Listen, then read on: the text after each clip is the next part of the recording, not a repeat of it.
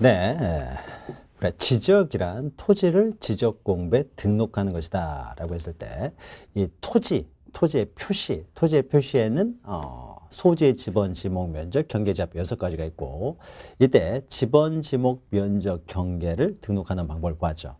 자, 이런 것들을 지적 공부에 등록한다라고 했을 때 지적 공부의 종류별 그 각각의 등록사항 이게 이제 제2장 47페이지 이제 지적 공부 시간에 나오게 되는데 매년 시험 문제 한두 문제가 반드시 나오는 것이 그 지적 공부의 종류별 그 등록사항입니다.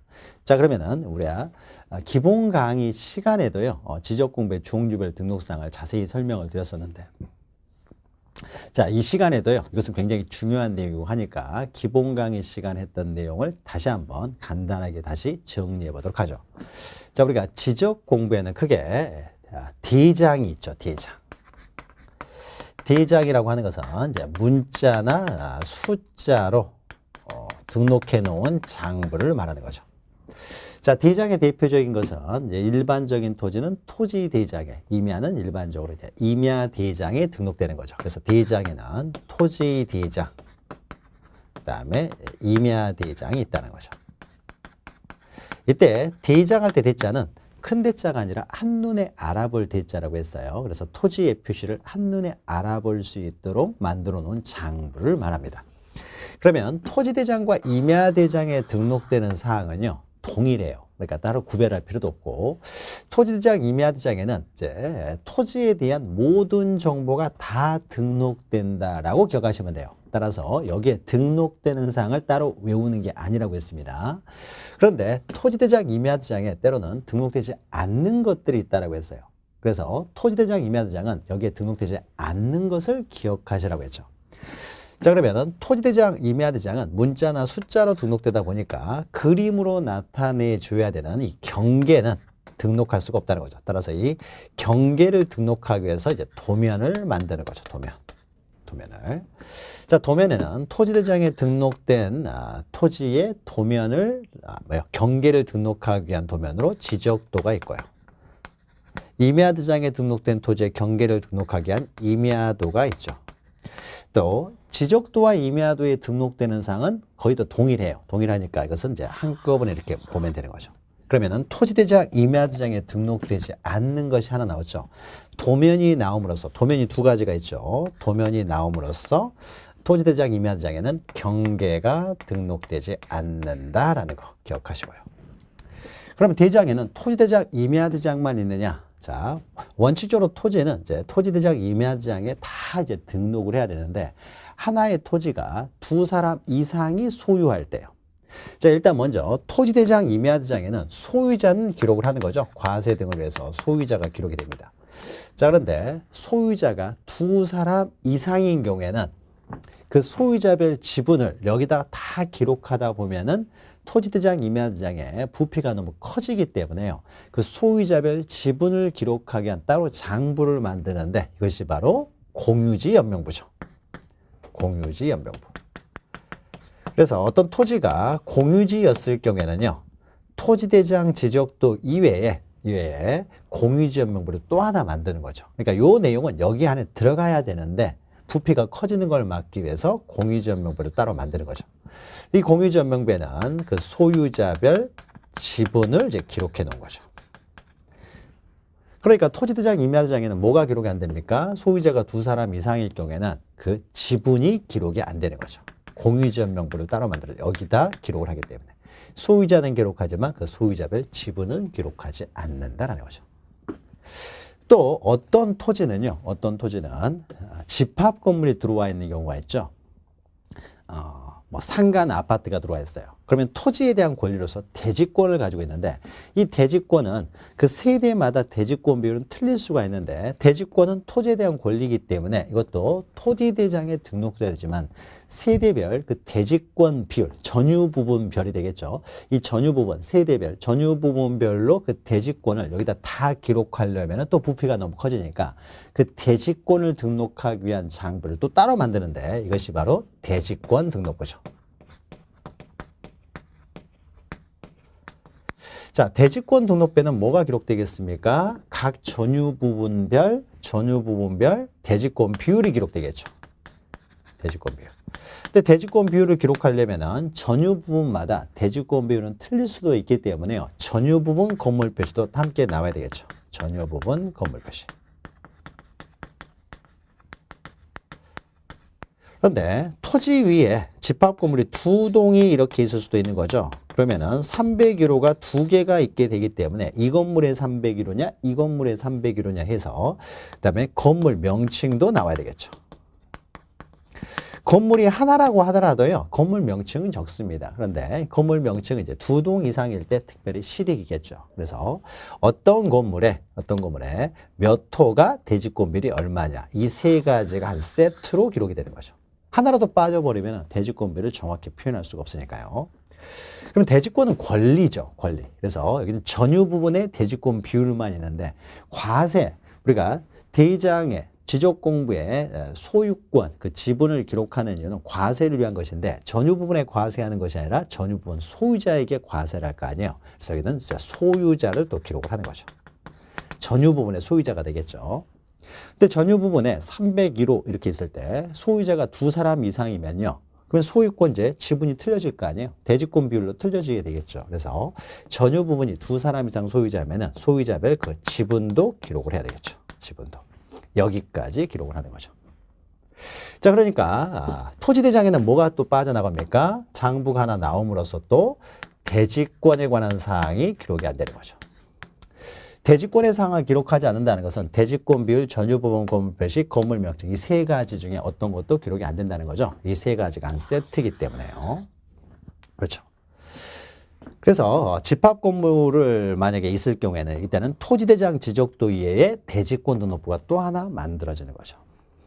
또 어떤 토지는요, 우리가 앞에서도 배웠지만 이 경계점이 좌표로 등록되는 경우도 있죠. 어떤 토지의 표시, 이 토지의 표시를 어떤 토지들은 어떻습니까? 이 경계점이 이제 좌표로 이제 구해 놓은 토지들 있죠. 이 좌표를 등록해 놓은 장부. 이제 이 좌표들은 원칙적으로 토지의 표시니까 토지대장에 등록돼야 맞겠지만은 그는 뭐 문자나 숫자로 되기 때문에요. 그런데 이 좌표들이 뭐 여러 개면은 토지대장에 이 좌표들을 모두 나열하다 보면은 또 부피가 너무 커지니까 이 경계점 좌표를 등록해 놓은 장부를 따로 만드는데 이것이 경계점 좌표 등록부죠. 그럼 경계점 이 좌표 등록부는요, 무엇이 등록됩니까? 좌표가 등록이 되겠죠, 좌표. 근데 좌표를 등록하려면요, 좌표가 4개다 그러면 4가지 좌표만 기록하다 보면은 도대체 이 좌표가 도대체 어디를 나타내는지 알 수가 없기 때문에요, 좌표마다 이게 부호화 시켜가지고요. 부호화시켜 놓은 다음에 부호의 위치를 그림으로 나타내 놓은 이제 그림을 그리는 거죠. 그래서 이게 1번, 2번, 3번, 4번 이렇게. 자, 그러면은 좌표를 등록할 때는 좌표 위치도 정확히 등록하기 위해서요, 좌표를 부호화시킨 다음에 부호의 위치를 그림으로 나타내 주는 부호도도 함께 만드는 거죠. 등록하는 거죠. 그래서 좌표, 부호, 부호도가 또 이게 한 세트가 돼서 기록이 되는 거죠. 좌표, 부호, 부호도. 자, 그러면은 토지대장 임야정에는 또 뭐가 기록이 안 됩니까? 경계점 좌표 등록부가 만들어지면서 좌표가 빠져나가 버렸기 때문에 좌표에 관한 사항, 즉 좌표, 부호, 부호도가 등록이 안 된다는 거죠. 그래서 토지대장 임야장에는 무엇이 등록되느냐를 기억하는 것이 아니라 등록되지 않는 사항을 기록하는 거죠. 등록되지 않는 사항은 여러분들이 장부를 기억하고 계시면은, 장부를 기억하시면은 도면이 나오면서 또 하나 빠져나가고요. 동의지원 명부, 대지권 등록부, 경계점 좌표 등록부. 이렇게 장부를 기억하시면은 토지대장 임야장에 등록되지 않는 사항이 해결이 되는 것이죠. 자, 그래서 대장에는 몇 가지가 있습니까? 5가지의 대장이 있고요. 그 다음에 도면 2가지가 있는 거죠. 그래서 총 이렇게 7가지의 장부가 있는데 이 7가지는요, 보통 종이로 돼 있어요. 종이로 돼 있는 장부 7가지가 있다는 거죠. 먼저 이거부터 먼저 기억하셔야 되는 거죠. 자, 그래서 경계점 좌표 등록부에 등록된 지역은 토지대장이나 지적도가 없는 게 아니죠. 토지대장 지적도가 있으면서 요게 원래 토지대장에 들어가야 되는데 밖으로 빠져나와서 경계점 좌표 등록부가 하나 더 만들어지는 것이죠. 자, 그러면은 요 3가지에는요, 그럼 요것만 기록되느냐, 그게 아니라 지적 공부이기 때문에 당연히 등록되는 사항들이 있다는 거죠. 지적 공부. 지적 공부는 7가지가 되겠죠. 방금 우리가 했던 종이로 된 7가지. 모두에 반드시 등록되는 것이 바로 소재와 지번이라는 거죠. 토지를 특정하는 내용이 반드시 들어가야 되기 때문에요. 모든 지적 공부에는 소재, 지번이 들어가는 거죠. 자, 그러면 우리가 이 소재와 지번을 코드화 시켜 놓은 번호가 있죠. 이것을 이제 고유번호라고 하는 거죠. 이 고유번호, 토지만 가지고 있는 고유한 번호죠. 자, 고유번호는 총 몇 자리로 되어 있습니까? 19자리로 되어 있죠. 마치 우리의 주민등록번호하고 비슷하죠. 그래서 앞에 10자리는 소재적 행정구역을 나타내고요. 뒤에 8자리는 지번을 나타내죠. 자, 지번 중에서는 다시 그 8자리 중에서 앞에 4자리는 본번, 뒤에 4자리는 부번을 나타내고요. 그런데 보통 우리가 글로 작성을 할 때는요, 임야대장, 임야도에 등록된 토지는 숫자 앞에 산자를 붙이죠. 그러니까 그 산자에 해당하는 번호가 또 8자리 앞에 한 자리가 또 오는 거죠. 그래서 1로 돼 있으면 토지대장 지적도에 등록된 토지, 2로 돼 있으면 임야대장, 임야도에 등록된 토지를 나타내는 거죠. 그러면 우리가 앞에 고유번호 10자리는 알 필요가 없다라고 했어요. 코드번호 그냥 10자리로 이제 행정구역이 만들어진다 정도만 기억하시면 되고, 지번이 뒤에 8자리가 이제 지번인데 앞에 4자리는 본번, 뒤에 4자리는 부번이니까 우리 지번은 우리가 알 수가 있는 거죠. 그래서 우리가 뒤에 지번이 이렇게 돼 있으면요, 만약에 8개가 이렇게 있어가지고 0351 0015 이렇게 돼 있으면 이거 몇 번지를 나타냅니까? 351에 15번지죠. 근데 만약 여기에 한 자리가 또 있다고 했죠. D장을 구분을 표시하는 이게 또 한 자리가 있죠. 이 한 자리. 만약 한 자리 여기가요, 2로 돼 있으면 이 지번은 어떻게 써야 돼요? 351에 15번지 해버리면 안 되죠. 그때는 임야대장, 임야도에 등록됐으니까 산 351에 15번지 이렇게 해야 되겠죠. 만약 1로 돼 있으면 산자를 빼야 될 것이고요. 그래서 우리가 고유번호 이제 19자리로 되어 있는 게 있다는 거죠. 자, 그러면은 이 고유번호는요, 고유번호는 그러면은 D장 5가지요. D장 5가지가 있었죠. D장 5가지는 고유번호를 다 기록을 합니다. 19자리를. 그러나 도면 2가지는 도면에는 19자리로 되어 있는 고유번호를 도면에다가 끼워 적을 수가 없다는 거죠. 이 안에다가 이렇게 돼 있으면 여기에 19자리를 쓸 수가 없으니까요, 도면에는 고유번호를 적을 수가 없어요. 그래서 고유번호를 적지를 않는 거죠. 그러면은 D장 5가지에는 또 공통적으로 들어가는 것이 고유번호하고 그 다음에 또 뭐가 있죠? D장 페이지 번호죠. D장 페이지 번호. D장 페이지 번호를 줄여서 우리는 장번호라고 하는 거죠. 그래서 D장이 뭐 한 페이지로 되는 게 아니라 어떤 특정 토지가 토지 이동이 많이 발생하다 보면은 D장이 한 장으로 돼 있지 않고 2장, 3장으로 될 수도 있는 거죠. 그러면 이때 어떤 D장 페이지 번호가 2에 1 이렇게 돼 있으면 어떻습니까? 그러면은 D장이 2장으로 되는데 그 중에 첫 번째 장이라는 거죠. 만약에 D장 페이지 번호가 3에 2 이렇게 돼 있으면은 그럼 뭐예요? 이것은 3장으로 되어 있는 것 중에 두 번째 페이지라는 걸 말하는 거죠. 그러니까 앞에도 한 페이지가 있고 뒤에도 한 페이지가 있다라는 거죠. 여기서 끝이 아니라는 거죠. 그래서 D장마다 D장이 한 페이지로 되어 있지 않고 2페이지, 3페이지로 되어 있을 수도 있기 때문에 그럴 때는 이렇게 D장 번호를 붙여주는 거죠. D장 페이지 번호, 이걸 장 번호라고 하는 거죠. 앞에는 D자가 생략됐다고 보시면 됩니다. 그래서 D장에는 고유번호, 장번호가 이렇게 세트로 기록이 된다는 거죠. 그럼 도면에는 D장 번호가 아니라 도면에는 또 도면 페이지 번호를 붙이겠죠. 어떤 뭐 서울시 서초구 서초동, 서초동에 한 장의 도면에 들어가지 못하고 총 16장의 도면으로 만들어졌다. 그러면 1번부터 16번까지 도면마다 번호를 붙이죠. 그것은 도면 번호죠. 도면 번호. 도면에는 장 번호가 아니라 도면 번호를 붙이는 거죠. 근데 이 도면 번호는요, 도면 2가지만 붙이는 것은 아닌 거죠. 우리가 토지대장, 임야대장을 보고 바로 도면을 찾아갈 수 있도록 토지대장, 임야대장에도 도면 번호를 붙이는 거죠. 또 나아가서 우리가 경계점 좌표 등록부를 보고는요, 그 부호도를 통해서 그 토지 모양은 알 수 있지만 인접하는 토지 모양을 알 수가 없죠. 따라서 인접하는 토지 모양을 보기 위해서는 도면을 봐야 되는데 도대체 이 토지는 몇 호 도면에 있느냐, 이걸 알아야 바로 도면을 찾아갈 수 있기 때문에 경계점 좌표 등록부에도 도면 번호를 기록하는 거죠. 자, 그래서 도면 번호는 도면 2가지뿐만 아니라 이 3가지 대장에도 등록되기 때문에 5가지에 등록이 되는 거죠. 그러니까 장 번호도 5가지에 등록되고 도면 번호도 5가지에 등록이 되는데 등록되는 장부는 좀 틀리죠. 장 번호는 대장 5가지만, 즉 도면에는 등록이 안 되고, 도면 번호는 도면 2가지하고 토지대장, 임야대장, 경계점, 좌표 등록부니까 공유지역 명부하고 대지권 등록부에는 도면 번호가 등록이 안 되죠. 즉 공유지역 명부하고 대지권 등록부에는 대장이니까 장 번호는 기록하지만 도면 번호는 없다라는 거죠.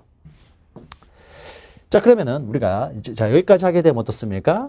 이 3가지에 등록되는 내용이 다 정해지는 거죠. 정해지는 거죠. 그래서 자, 공유지역명부에 등록되는 사항, 공유지역명부에 등록되는 사항은 어떻게 되겠습니까? 지적구문이니까 소재 지분 기록되고, 대장이니까 고유번호, 장번호 기록되고, 소유자와 지분이 기록되고요. 대지권 등록배는 소재 지분 기록되고, 고유번호, 장번호 기록되고, 대지권 비율, 전유 부분 건물 표시, 건물 명칭, 소유자, 지분이 기록되고요. 경계점 좌표 등록배는 지적구문이니까 소재 지분, 대장이니까 고유번호, 장번호, 그 다음에 도면번호도 기록되는 거죠. 그리고 좌표 부호, 부호도가 기록되는 거죠. 자, 이렇게 해서 기본적으로 등록되는 사항하고 이 장부의 이제 특징, 특별히 그 장부를 만든 이유에 따른 이제 등록되는 사항들을 기억하시면은 이 지적 공부에 등록되는 사항들을요, 이렇게 이해 방법으로 정리를 하시면 돼요. 그걸 두 문자로 외우시기보다는 그래 보려면은 뭐 비교하는 문제가 나온다든지 할 때 해결이 안 되기 때문에요. 이렇게 이해를 통해서 정리하시기 바랍니다. 칠판에 있는 내용을요, 머릿속으로 기억하시면 돼요. 그럼 좀 더 들어가게 되면 이런 것도 있죠. 우리가 소유자를 기록할 때요. 자, 소유자가 기록되는 장부는 4가지죠. 토지대장, 임야대장에도 소유자는 기록이 됩니다. 그 다음에 대지권 등록부에도 소유자는 기록이 돼요. 그러나 그 지분은 어떻습니까? 공유지역 명부하고 대지권 등록부에만 지분이 기록되는 거죠. 지분은. 여기에만 기록되고요. 토지대장, 임야대장에는 지분이 기록이 안 되니까요. 그럼 우리가 소유자를 기록할 때는 세트로 기록되는 것들이 있죠. 소유자를 기록할 때는 소유자를 특정하기 위해서 이 사람의 주소, 성명, 그 다음에 주소와 주민등록번호를 등록하는 거죠. 그래서 이제 특정을 하고요. 그럼 우리가 소유자를 기록하는 것은 여러 가지 과세 이런 것들을 위해서 등록하는 거죠. 그러면은 소유자의 어떤 표시가 바뀔 수도 있잖아요. 성명, 주소, 주민번호 이게 바뀔 수도 있는 거죠. 이게 바뀌면은 언제 바뀌었는지 변경일을 적는 거죠. 변경일. 바뀔 수도 있기 때문에 변경일도 적고요. 변경이 되면은 어떤 원인에 의해서 변경되는지 변경 원인도 적는 거죠. 우리가 토지의 표시를 적을 때는 토지 이동 사유를 적는 거죠. 토지의 표시도 변경될 수 있잖아요. 그래서 토지 이동 사유들을 적게 되는데 이 토지 이동 사유는 이제 토지대장, 임야대장에만 등록되는 사항인데 소유자도 소유자 표시가 변경되는 모습을 또 적어야 되겠죠. 따라서 변경일과 변경 원인 이것도 한꺼번에 기록을 합니다. 소유자를 기록할 때. 이 3가지는 세트죠. 그래서 소유자를 기록한다는 것은 변경일과 변경 원인도 함께 기록을 합니다. 그러니까 요 4가지에는 소유자, 변경일, 변경 원인이 기록되는 거죠. 그리고 이 2가지는 지분도 기록되고요. 여기까지 기억하시면 되는 거죠. 자, 그러면은 우리가 토지대장, 임야대장에는 우리가 작년에 시험 문제는 이게 나왔어요. 공유지역 명부하고 대지권 등록부하고 공통적으로 등록되는 것이 아닌 것은 자, 적어놓고 보니까 어떻습니까? 지적공부니까 소재 지분, 대장이니까 고유번호, 장번호는 똑같이 등록이 되고요. 소유자 지분 똑같이 등록되고 뭐만 차이 있습니까? 대지권만 대지권 등록부에는 좀 추가적으로 기록이 되고 여기서만 차이 나는 거죠. 대지권에 관한 사항에만 차이 나는 거고 나머지는 동일하잖아요. 나머지 동일하죠. 이게 비교하는 문제가 나왔어요. 그래서 전체적으로 이렇게 여러분들이 이렇게 칠판에 있는 내용을요, 이해를 하셔야 또 풀 수 있는 문제들이 출제가 되기 때문에 잘 이해하시기 바랍니다. 자, 그러면 좀 더 들어가게 되면 이런 것도 있죠. 자, 토지대장, 임야대장에 등록되지 않는 것이 4가지고 나머지는 다 등록되는데 토지대장, 임야대장에만 등록되는 거 이런 걸 기억하시면은 여러분들이 시험 문제를 풀 때 좀 더 빠르게 풀 수도 있는 거죠. 그러면 칠판에 없는 내용은 토지대장, 임야대장에만 등록이 됩니다. 그러면 칠판에 없는 내용 중에서 굉장히 중요한 것으로서 면적이 있죠. 면적. 토지대장, 임야대장에만 등록돼요. 그러니까 소재, 지번, 지목, 면적이 모두 등록되는 장부는 토지대장 또는 임야대장 뿐이에요. 면적은 토지대장, 임야대장에만 등록되니까. 또 토지의 표시가 변경될 수도 있죠. 토지의 표시를 새로 적거나 변경, 말소하는 거. 그러니까 토지 이동이라고 하죠. 그럼 이때 토지 이동 사유요. 이동 사유도 이것은 토지대장, 임야대장에만 등록되는 거죠. 그러니까 칠판에 있는 것 이외에 기타 사유들은 다 토지대장, 임야대장에만 등록이 된다는 거죠. 또 토지 등급 또는 뭐 개별 공시지가, 자, 이런 것들은 토지대장, 임야대장에만 등록되는 사항이 되는 거죠. 그래서 등록되지 않는 사항 4가지, 토지대장, 임야대장만 등록되는 4가지, 이렇게 기억하시면 시험 문제를 풀 때 좀 빠르게 풀 수도 있는 거죠. 그리고 여기에는 이제 또 없지만 또 참고로 외워야 될 내용 중에 우리가 지목을 먼저 보죠. 지목. 자, 지목은요 어디에 등록됩니까? 토지 뭐 여기에 칠판이 없지만요, 이건 지목 시간이죠. 지목은 토지대장, 임야대장에는 정식 명칭으로 등록되고, 지적도, 임야도에는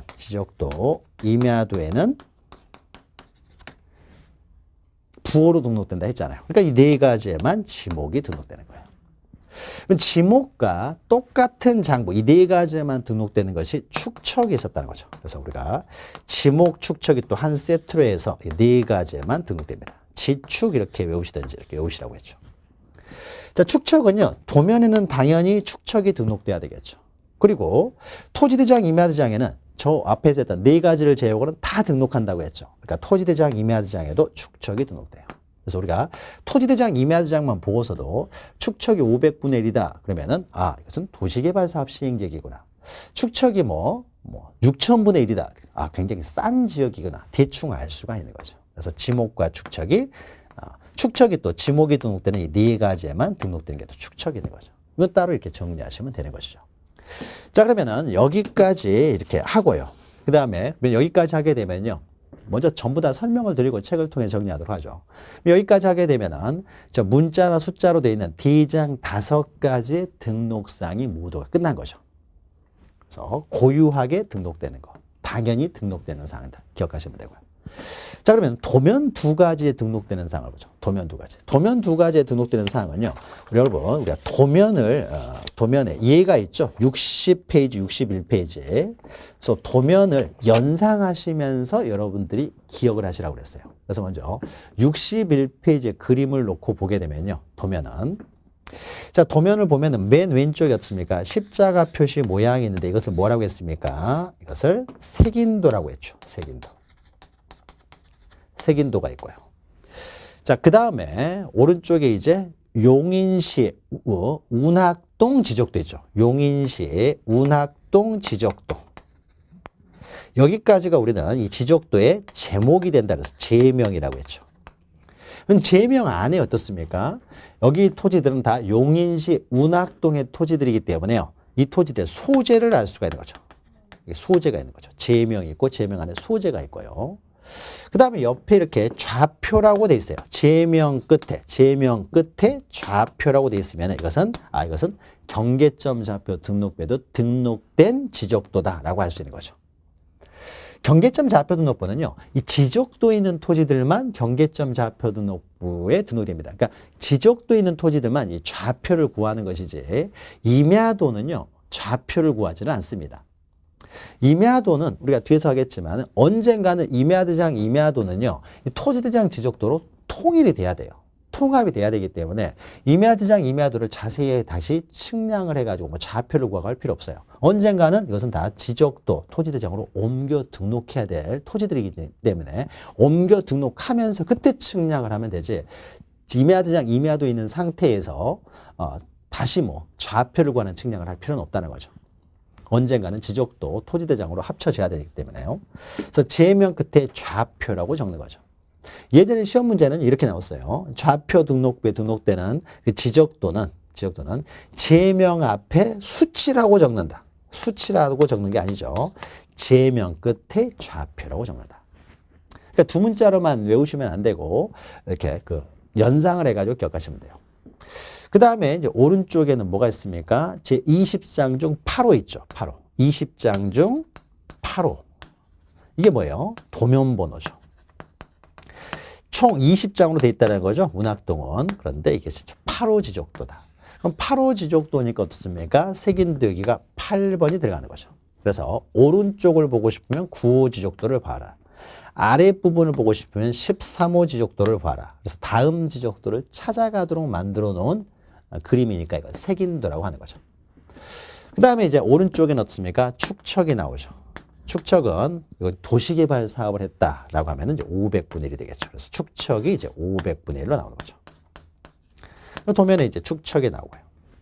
자, 도면 안쪽으로 이제 들어가게 되면 어떻습니까? 들어가게 되면 쭉 이렇게 들어가게 되면 자, 이게 도면의 외곽선이다. 그래서 이 도면의 외곽선이다. 그래서 도곽선이라고 하는 거죠. 도곽선. 도곽선을 보면요, 오른쪽 위하고 왼쪽 하단에 그 숫자들이 있죠. 이 숫자들을 뭐라고 합니까? 도곽선에 붙어 있는 숫자들이다. 그래서 이것을 도곽선 수치라고 하는 거죠. 도곽선 수치가 의미하는 것은 이 도면을 만드는 어떤 기준점으로부터 거리를 나타내 준다는 거죠. 미터 단위로.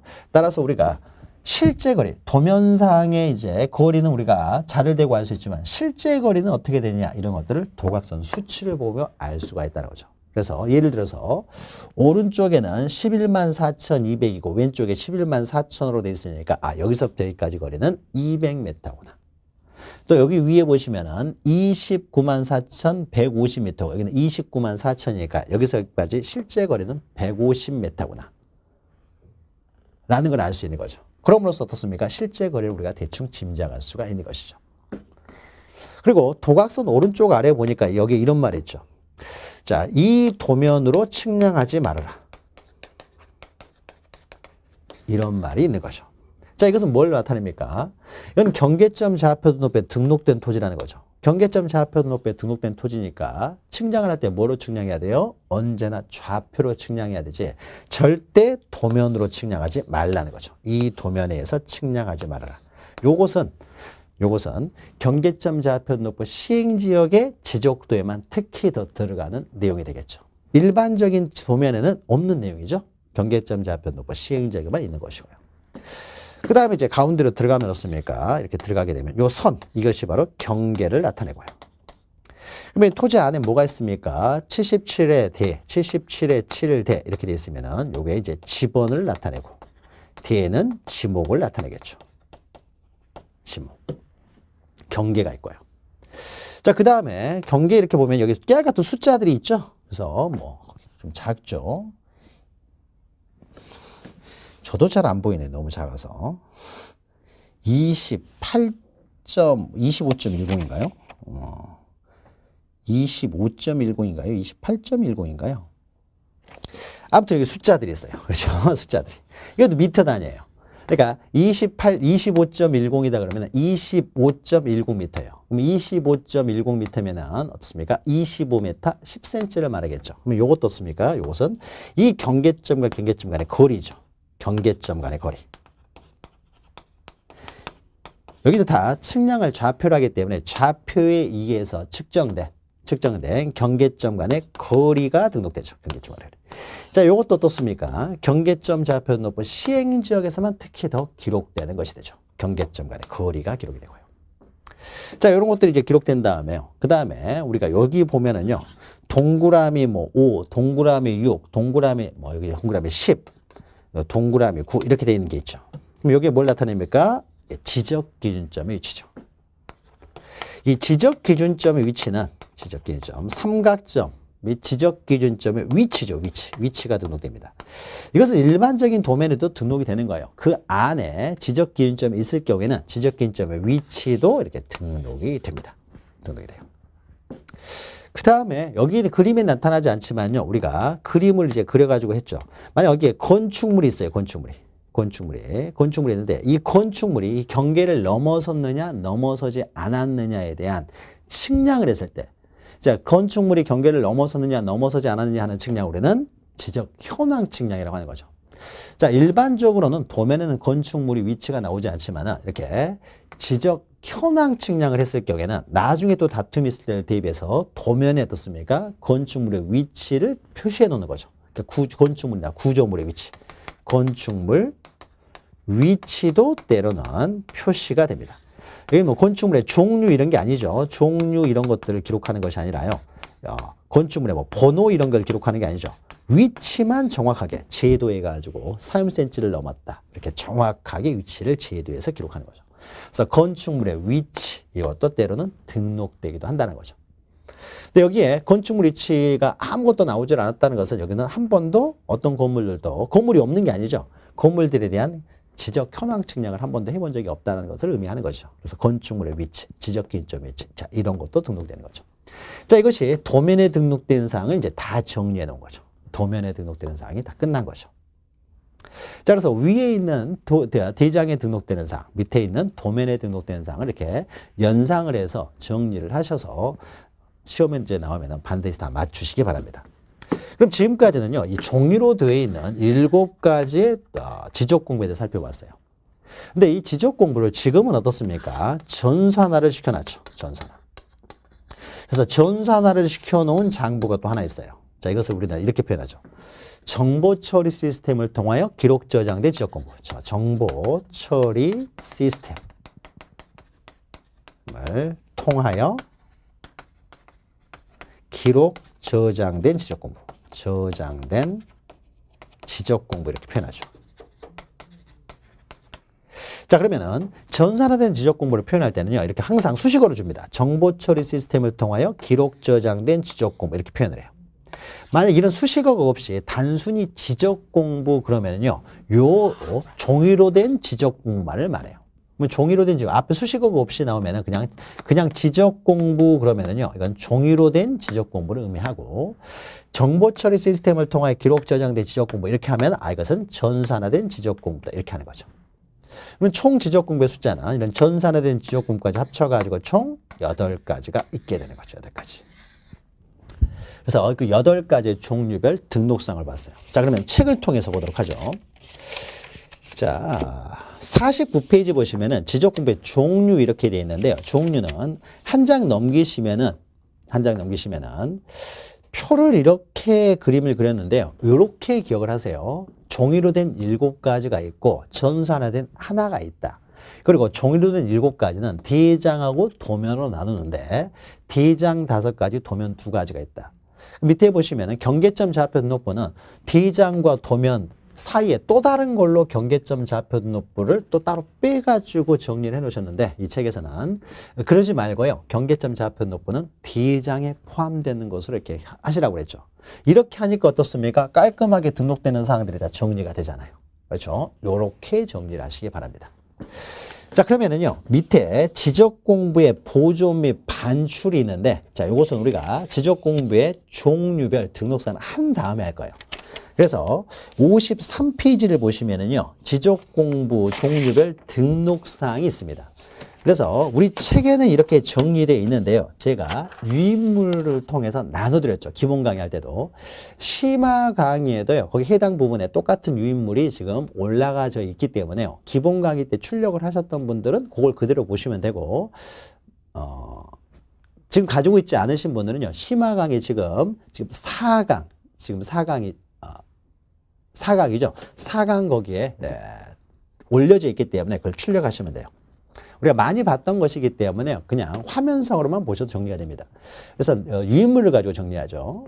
자, 지적 공부의 종류는 어떻습니까? 이렇게 가시적 지적 공부, 이 종이로 된 지적 공부를 말해요. 눈으로 보인다는 거죠. 그래서 대장 5가지하고 도면 2가지가 있고, 불가시적 지적 공부는 밑에 전산화라고 쓰시면 돼요. 전산화된 것이니까 눈으로 보이지는 않죠. 그래서 전산화된 지적 공부, 이걸 정보 처리 시스템을 통해 기록 저장된 지적 공부라고 한다. 그래서 총 8가지가 있는 것이죠. 자, 그러면 지적 공부의 등록사항을요, 칠판에 적었지만 다시 한번 정리해 보죠. 자, 왼쪽에는 지적 공부의 종류가 있고, 오른쪽에는 등록 사항들이죠. 그럼 먼저 소재 지번은요, 모두 등록되는 거죠. 7가지 모두 등록됩니다. 그러니까 토지대장, 임야대장의 등록사항은 같기 때문에 같이 했고, 맨 밑에 지적도, 임야도도 등록되는 사항이 같으니까 같이 이렇게 해놨어요. 그 다음에 지목과 축척이 있는데, 자, 지목과 축척을 이렇게 쌍으로 묶으세요. 자, 지목과 축척. 우리 지목이 등록되는 사항은 알고 있죠? 토지대장, 임야대장, 지적도, 임야도. 축척도 토지대장, 임야대장, 지적도, 임야도에 등록된다. 다만 지목이 도면에 등록할 때는 부호로 등록한다는 거죠. 그 다음 면적인데 우리가 면적은 어떻습니까? 토지대장, 임야대장에만 등록된다. 그리고 경계는 도면에만 등록되는 거죠. 도면을 제도할 때는요. 경계는 0.1mm로 아주 섬세하게 등록을 해요.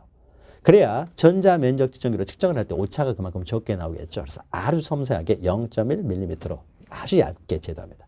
그 다음에 좌표는 어떻습니까? 경계점 좌표 등록번만 등록되겠죠. 그 다음에 오른쪽에 소유자를 기록할 때는 변경일, 변경 원인이 세트로 기록된다고 했죠. 소유자를 기록할 때는 성명, 주소, 주민번호를 적고 그 다음에 변경일, 변경 원인이 세트로 기록된다. 소유자가 기록되는 것은 토지대장, 임야대장, 공유지역 명부, 대지권 등록부 네 가지죠. 그러나 소유권 지분이 기록되는 것은 토지대장, 임야대장에는 지분은 기록되지 않기 때문에 공유지역 명부고 대지권 등록부에만 지분이 기록이 된다. 그 다음에 고유번호, 장번호를 동그라미 치면 되겠죠. 고유번호, 장번호는 세트로서 대장 5가지만 등록이 된다. 그럼 오른쪽에 도면번호도 5가지에 등록되는데 등록되는 장번호는 틀리죠. 똑같이 5가지지만 도면 2가지 외에 토지대장, 임야대장, 경계점, 좌표 등록부에도 등록된다. 그리고 오른쪽에 기타는요. 그 공부에만 특별히 더 등록되는 것으로서 자 토지대장, 임야대장에는 자 개별 공시지가, 그다음에 토지 등급, 밑에 토지 이동 사유, 이것은 토지대장, 임야대장에만. 그리고 요 3가지 갖고 또 나아가서 면적이 토지대장, 임야대장에만 등록되죠. 공유지연명부에만 특히 더 등록되는 건 없어요. 그러니까 공유지연명부하고 대지권 등록부는 등록되는 사항이 다 동일해요. 대지권 등록부가 겹치지만 다만 대지권 등록부에는 이 3가지 대지권 비율, 전유부분 건물 표시, 건물 명칭이 더 등록되는 거죠. 대지권을 나타내주기 위해서. 그래서 밑에 있죠. 대지권 등록부에는 대지권 비율, 건물 명칭, 전유부분 건물 표시가 더 등록된다. 이렇게 보면 되겠죠. 그다음 경계점 좌표 등록부에는 자 좌표가 경계점 좌표 등록부에만 등록되고 그럼 부호, 부호도가 한 세트로 경계점 좌표 등록부에만 등록되는 것이죠. 그 다음에 도면에만 등록되는 것으로서요. 우리 앞에서 있죠. 도면에 색인도 있고요. 그 다음에 제명 있고 그 다음에 도각선과 도각선 수치 있고요. 특히 밑에 건축물 및 구조물의 위치, 그 다음에 삼각점 및 지적기준점 위치들도 등록이 된다라는 거 잘 기억하시고요. 밑에는 경계점 좌표 등록부 시행지역이요. 비치지역에서는 3가지가 더 등록되는 거죠. 제명 끝에 좌표라고 적고 경계점 간의 거리 등록되고 그 다음에 도각선 오른쪽 아래 이 도면에 의해서 측량할 수 없음 이 3가지가 더 등록되는 거죠. 자, 여러분 정리하셨습니까? 여기서 시험 문제가 한두 문제가 반드시 나오니까 꼭 기억하세요. 자, 여러분 책을 통해서요. 자 53페이지 보시면은 밑에 토지대장, 임야대장 해가지고요 쭉 있는데 등록된 사항을 다 했기 때문에요. 그냥 이제 추가되는 내용만 좀 보도록 하죠. 자, 55페이지 보시면은요. 토지대장, 임야대장의 등록사항에서요. 등록사항 우리가 다 다뤘어요. 방금. 이 등록사항을 외우는 게 아니라고 했습니다. 토지대장, 임야대장에는 등록되지 않는 4가지를 기억하시라고 그랬죠. 또 특별히 등록되는 거 4가지, 여기에만 등록되는 4가지를 좀 기억하시면 되고요. 그 밑에 보시면 대장의 소유자 변동일자예요. 자, 소유자를 적을 때는 소유자 변경일, 변경 원인을 적을 텐데 자, 변경일은요. 뭘 적느냐? 소유자는 뭐부터 바뀌어야 됩니까? 등기부부터 바뀌어야 되겠죠. 그러면은 등기부상에요. 소유자 변경일자를 적게 됩니다. 그러면 이때 소유자가 변경된 날은요. 매매한 날 바뀌는 것도 아니고 매매에 따른 소유권 이전 등기를 했을 때 소유자가 변동되는 것이 아니라 등기가 완료되면 언제로 소급합니까? 접수일에 소급하는 거죠. 그래서 등기 위에 그 접수일자를 적었죠. 이 접수일자에 소유자가 변동되기 때문에요. 이 변경일은 접수일자를 적게 되는 거죠. 그러니까 등기부를 보고 적게 되는데 등기부에 접수일자. 그래서 1 보시면요. 맨 오른쪽에 있죠. 소유자 변동일자는 그 등기, 접수일자를 적게 됩니다. 등기부를 보고 접수일자를 적게 되는 거죠. 요거 하나만 보시면 되고요. 그 다음에 고유번호는 우리가 앞에서 했죠. 고유번호는 뭐로 만듭니까? 소재, 지번, 그 다음에 대장 구분 표시로 만듭니다. 그러니까 행정구역 지번, 대장 구분 표시. 그러니까 우리가 고유번호를 보고요. 지목 이런 건 알 수가 없어요. 지목을 가지고는 고유번호를 만들지 않기 때문이죠. 그래서 거기 3번째 줄을 보시면은 고유번호 밑에요.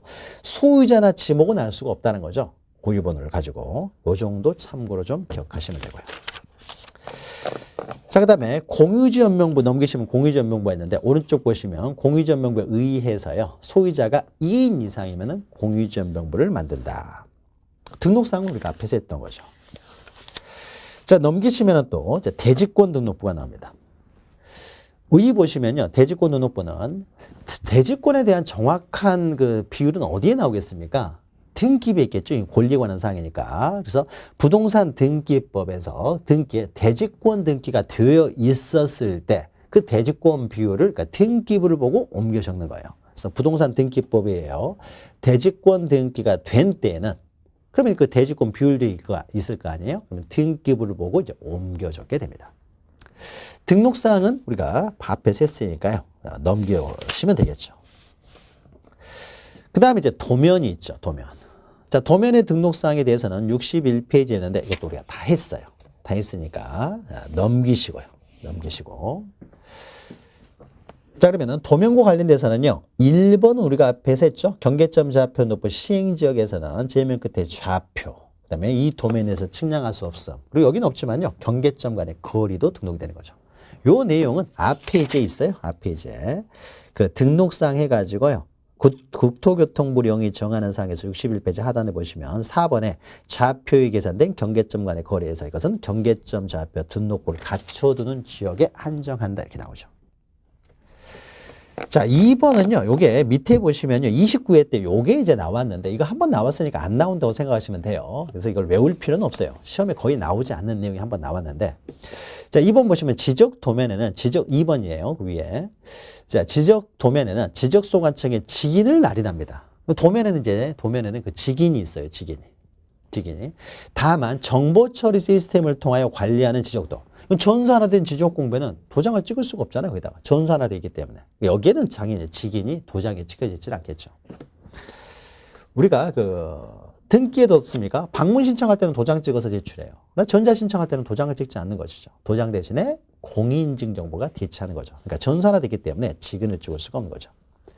그리고 3번 보시면은요. 지적소관청은 지적도면의 관리상 필요할 때는 지번부여지역마다 일람도와 지번세기표를 작성하여 비치할 수 있다.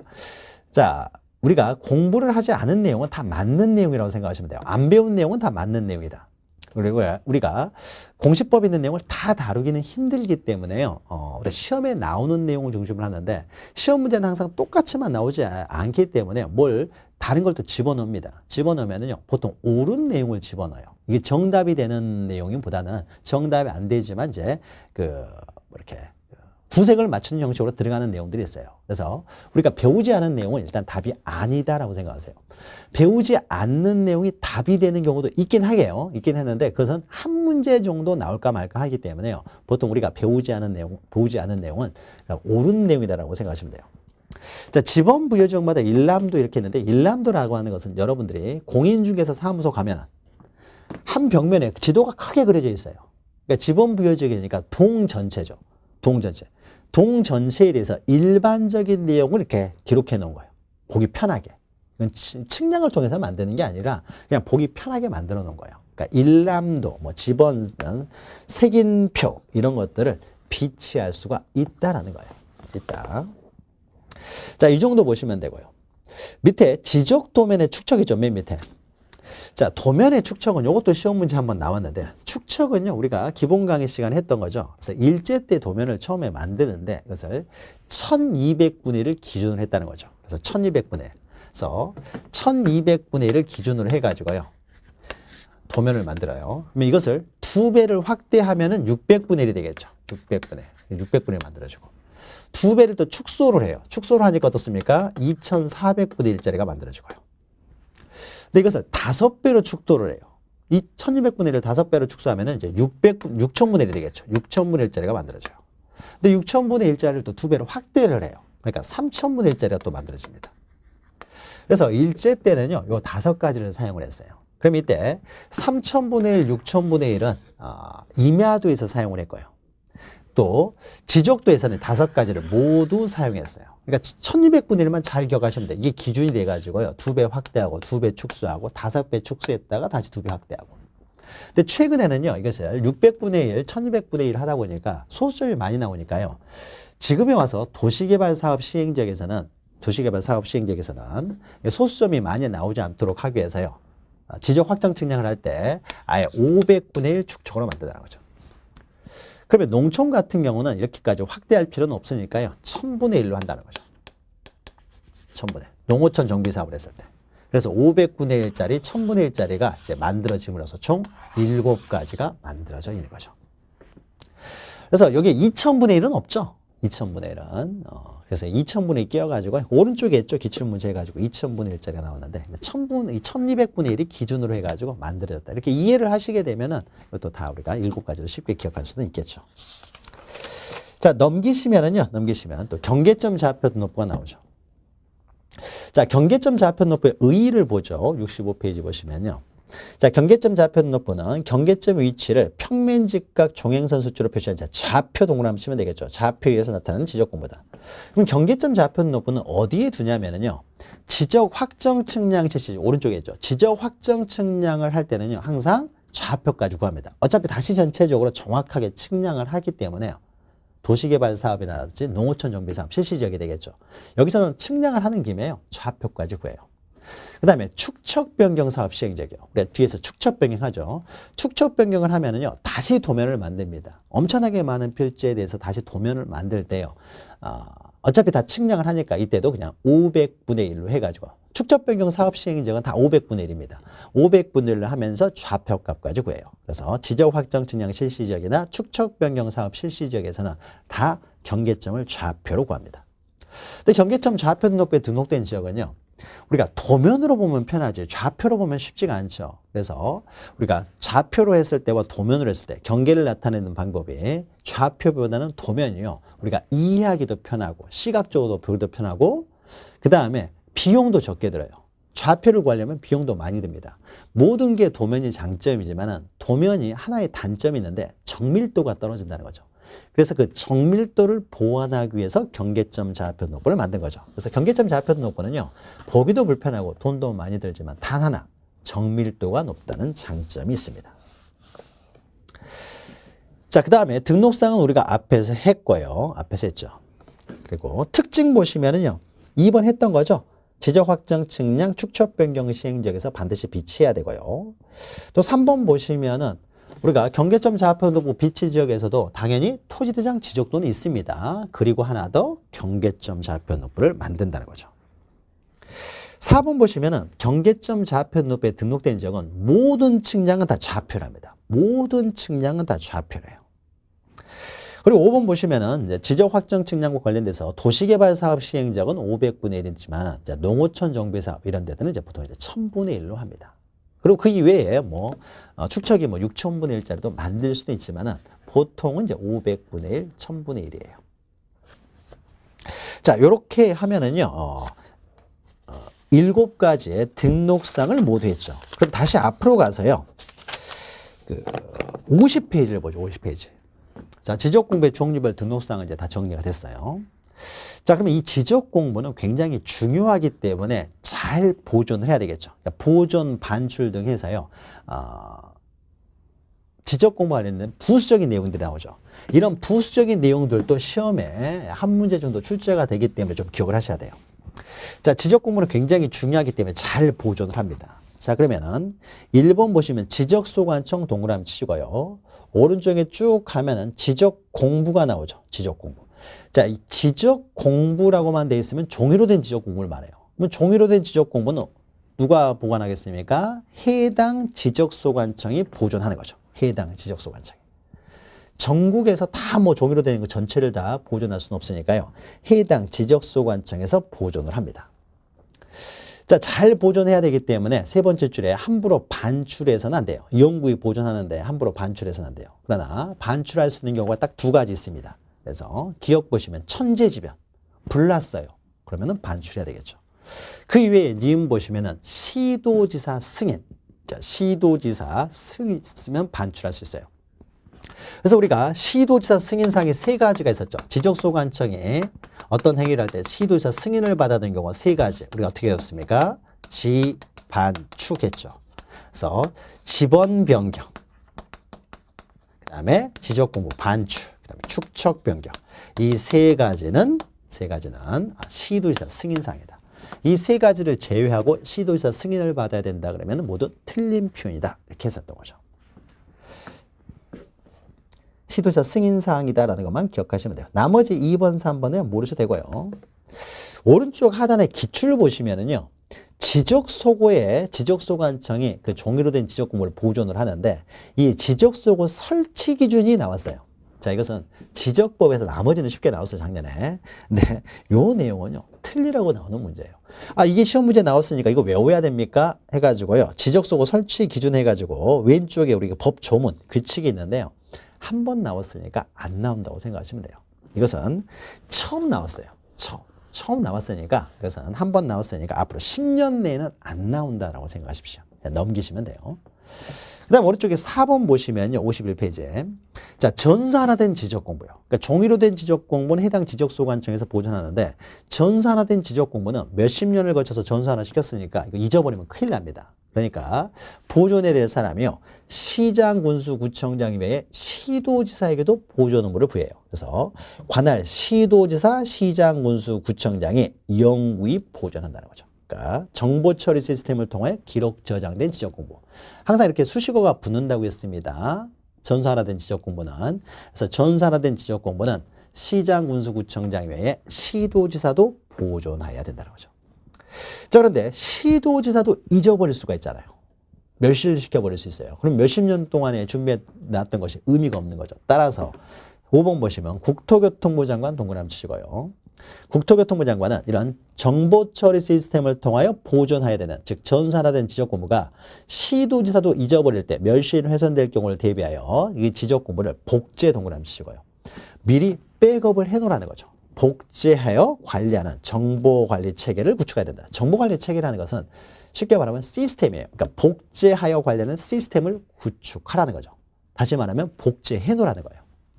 자, 그래서 국토교통부 장관은 미리 복제를 해놔라. 전산화된 지적공부. 그러니까 전산화된 지적공부는 시장, 군수, 구청장 외에 시도지사도 보존 의무가 있고 국토교통부 장관이 미리 복제해야 된다. 그래서 다 나오죠, 막 이렇게. 기억하시면 됩니다. 넘기시면은 지적정보 전담관리기구에 설치인데 이건 외우셔야 돼요. 자, 1번 보시면요. 자, 국토교통부 장관이 동그라미 치시고요. 국토교통부 장관이 주어니까 지적공부의 효율적인 관리 및 활용을 위하여 지적정보 전담관리기구를 설치 운영한다. 자, 지적정보의 전담관리기구를 설치 운영하는 자가 국토교통부 장관이다. 기억하시고요. 그 다음 2번 국토교통부 장관, 또 국토교통부 장관이 주어네요. 여기 동그라미 치시고요. 자, 지적공부와 관련된 여러 가지 이런 부동산 정책 자료를 활용하기 위하여 자, 주민등록 전산 자료, 가족관계 등록 전산 자료, 부동산 등기 전산 자료, 공시지가 전산 자료 등을 관리하는 기관에게 그 자료 요청, 자, 자료 요청 동그라미 치시고요. 자료를 요청할, 타 부처의 자료를 요청할 수 있는 사람이 국토교통부 장관이죠. 그래서 자료 요청 동그라미 치면 됩니다. 요청을 받은 자는 이게 응해야 되겠죠. 그러면 가운데 있는 4개의 자료가 있는데 4개의 자료를 외울 게 아니라요. 자, 주민등록 전산 자료는 없습니까? 행정안전부 장관이 가지고 있을 것이고, 가족관계 등록 전산 자료는 여성가족부 장관이 가지고 있을 것이고, 부동산 등기 전산 자료는 법원이 가지고 있을 것이고, 공시지가 전산 자료는 기획재정부 장관이 가지고 있겠죠. 그러니까 타 부처의 것을 달라고 할 수가 있어요. 근데 여기에 이 전산 자료 4개를 외우는 건 아니라 여기에요. 지적 전산 자료가 들어가면 틀린 말이죠. 지적 전산 자료 쓴 다음에 가입표 지시라고 했을 거예요. 지적 전산 자료는 국토교통부 장관이 가지고 있는 거예요. 그렇죠? 지적 전산 자료는 국토교통부 장관이 가지고 있으니까 이것을 다른 데 요청할 필요가 없는 거죠. 그래서 지적 전산 자료가 들어가면 틀리다 정도만 기억하시면 돼요. 자, 그러면 여기까지 하게 되면요. 보통 우리 지적법에서는 지적소관청이 주어예요. 지적소관청이 주어인데 국토교통부 장관이 주어가 되는 경우가 있어요. 국토교통부 장관. 국토부 장관. 이 주어가 되는 경우가 4가지가 있어요. 이 4가지만 국토교통부 장관이 주어가 돼요. 그래서 4가지를 또 외워야 된다는 거죠. 그래서 우리가 이렇게 외웠죠. 국토교통부 장관 이름이 뭐라고요? 국토교통부 장관 이름이 있는데 이 사람이 모복기라는 사람이에요. 이름이 뭐라고요? 모복기요. 모복기라는 사람이라는 거죠. 그래서 국토교통부 장관이 주어가 되는 경우는 딱 4가지예요. 그래서 이 4가지 이외에 국토교통부 장관이 주어가 되면 다 틀린 말이고요. 4가지 이외에는 다 지적소관청이 주어다 이렇게 기억하세요. 지적소관청이 주어다. 다만 지적소관청이 어떤 행위를 할 때 시도지사 승인을 받아야 되는 것이 3가지가 있고 요 4가지는 또 국토교통부 장관이 주어가 된다. 그래서 모는 모든 토지를 지적공부에 등록해야 되는 자 그러면은 국토교통부 장관이 주어라는 거죠. 모든 토지. 지적소관청은 자신의 관할구역의 토지만 등록하겠죠. 그러니까 모든 토지의 소재, 지번, 지목, 면적, 경계, 좌표를 등록하는 자는 국토교통부 장관이다. 그다음에 복은 여기 복제죠. 복제. 아까 우리 전산화된 지적공부를 미리 복제 놓으라고 했죠. 시도지사도 보존 의무를 있지만은 시도지사도 잊어버릴 때를 대비해서 미리 복제해 놔야 되는 사람이 국토교통부 장관.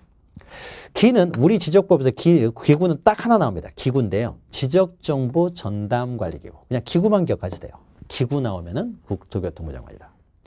요는 자료 요청이에요. 타 부처에 자료를 요청하는 사람이 국토교통부 장관이다. 그래서 모 복기요. 이렇게 국토부 장관 이름이 모 복기라는 사람이다.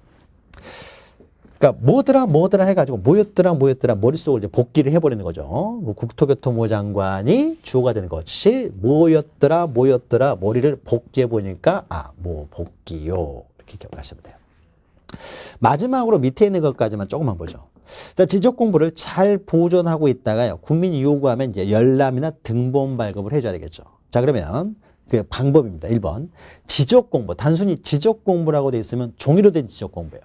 종이로 된 지적공부는 해당 지적소관청만 가지고 있기 때문에 오른쪽에 해당 지적소관청 동그라미 치면 되겠죠. 여기에 열람 등본 발급을 신청해야 돼요. 다만 정보처리 시스템을 통해 기록 저장된 지적공부. 자, 전산화가 돼 있습니다. 자, 전산화가 돼 있으면요. 우리가 전산화된 지적공부는 보존기간은 어떻습니까? 보존은 지적소관청 이외에 시도지사도 보존해야 돼요. 시장, 군수, 구청장 이외에. 군수, 구청장 이외에 시도지사도 보존 의무가 있는데 우리가 열람 등본 공개받는 것은 시도지사가 등장하는 것이 아니라요. 전산화가 돼 있으니까 어떻습니까? 시장, 군수, 구청장이 가지고 있는 것들은 읍면동에도 다 깔려 있겠죠. 읍면동에도. 그렇죠? 따라서 우리가 열람 등본 발급 받으러 갈 때는요. 시장, 군수, 구청장 이외에 누구한테 가면 되느냐? 읍면동의 장에도 갈 수 있어요. 우리가 지적공부 열람, 전산화된 지적공부 열람 등본 발급 받는데 시도지사한테 갈 필요는 없고요. 시장, 군수, 구청장이 가지고 있으니까 전산화가 돼 있으니까 읍면동의 장에 가서도 열람 등본이 가능해요. 이것이 바로 전산화의 장점이 되겠죠. 그래서 보존은 시도지사가 공개는 읍면동의 장이 등장을 한다. 전산화된 지적공부는 요거 기억하시면 돼요. 따라서 다만 정보처리 시스템을 통해 기록 저장된 지적공부를 열람하거나 등본을 발급받으려는 자는 특별자치시장, 시장, 군수, 구청장 이 사람들을 지적소관청이고요. 그 이외에 읍면동의 장에도 신청할 수가 있다는 거죠.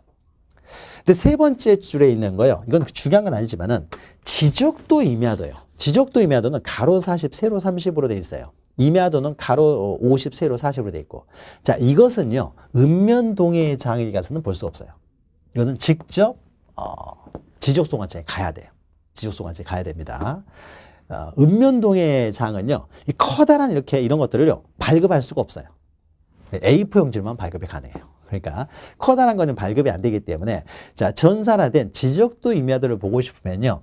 여기는 직접 지적소관청에 가야 되고 그 이외의 것은 그냥 읍면동의 장에서도 전산화되어 있으니까 발급받을 수 있다. 요거 구별해서 잘 정리하시기 바랍니다. 좀 오래됐네요. 자, 그래서 지금까지 해서요. 지적공부의 등록사항과 이제 관리, 보존, 그다음에 공개 여기까지 했죠. 자, 그럼 잠시 쉬었다가 또 65페이지 보시면은 뭐 지적공부의 복구 등 해가지고요. 부수적인 내용이 또 나옵니다. 잠시 쉬었다가 다음 내용 이어가도록 하겠습니다. 잠시 뵙겠습니다.